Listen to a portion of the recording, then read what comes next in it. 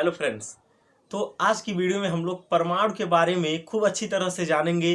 अगर आप लोगों ने वीडियो पूरा देख लिया तो मैं दावे के साथ कह सकता हूं कि आपको दोबारा कोई वीडियो देखने की जरूरत नहीं पड़ेगी या फिर आपको परमाणु से लेकर के किसी भी टॉपिक में कोई कंफ्यूजन नहीं रह जाएगा।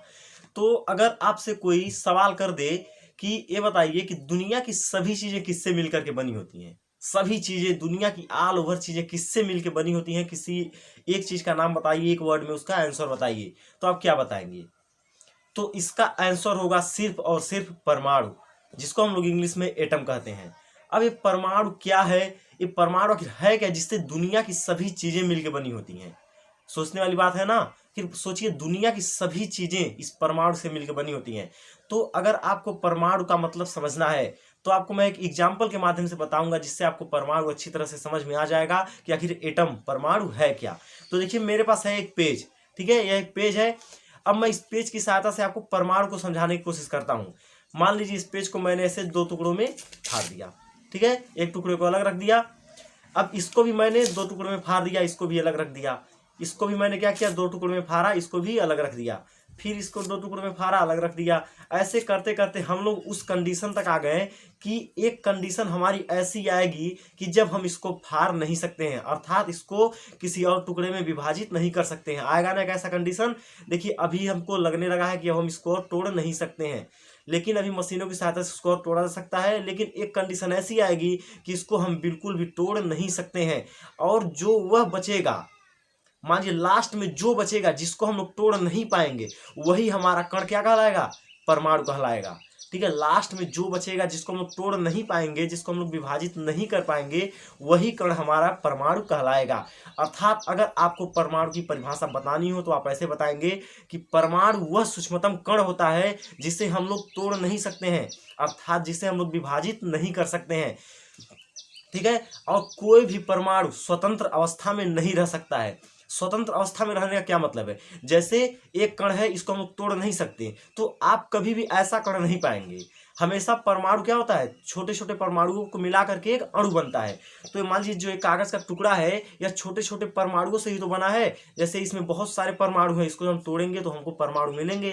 ठीक है, तो परमाणु जो है स्वतंत्र अवस्था में नहीं रह सकता है। बहुत सारे परमाणु जब मिलते हैं तो क्या करते हैं, एक अणु का निर्माण करते हैं। तो उम्मीद है आप लोगों को परमाणु समझ में आ चुका होगा। परमाणु क्या है? परमाणु एक अविभाज्य कण है, अर्थात इसको तोड़ा नहीं जा सकता है और ये स्वतंत्र अवस्था में नहीं रह सकता है। हमेशा बहुत सारे परमाणु एक साथ जुटे होते हैं, जिससे क्या होता है, एक अणु का निर्माण होता है। तो ये थी परमाणु की परिभाषा, और परमाणु आप लोग समझ चुके होंगे।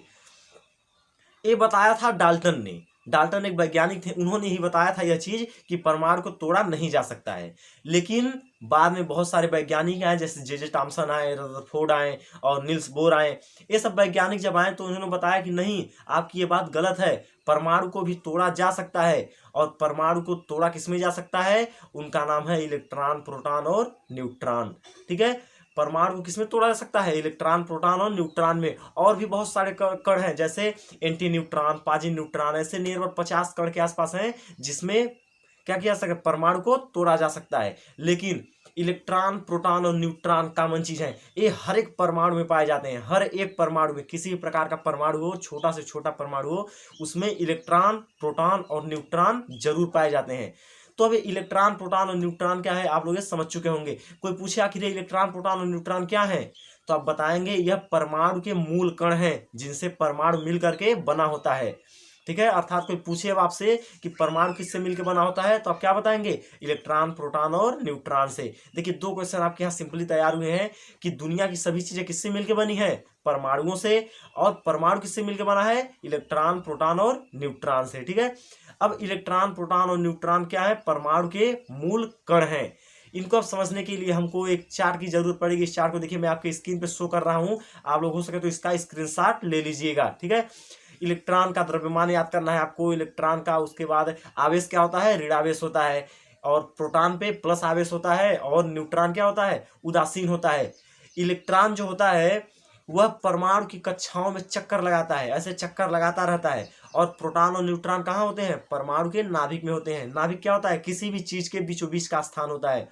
तो प्रोटॉन और न्यूट्रॉन परमाणु के नाभिक में होते हैं और इलेक्ट्रॉन क्या करता है, परमाणु की कक्षाओं में चक्कर लगाता रहता है। इसका आवेश आप लोग याद कर लेंगे कि इलेक्ट्रॉन पे हमेशा ऋण आवेश होता है, प्रोटॉन पे हमेशा धन आवेश होता है और न्यूट्रॉन जो होता है वह विद्युत उदासीन होता है, अर्थात इस पे कोई आवेश नहीं होता है, कोई चार्ज नहीं होता है। आप लोग इसका वजन याद कर लेंगे। खोजकर्ता तो तीनों का आप लोग याद कर सकते हैं ट्रिक की सहायता से। ईटा पर नाच, ई मतलब इलेक्ट्रॉन, टा ईटा है ना, तो ई से इलेक्ट्रॉन, टा से टॉमसन, अर्थात इलेक्ट्रॉन की खोज टॉमसन ने की थी। इनका पूरा नाम जे टॉमसन था। ईटा हो गया।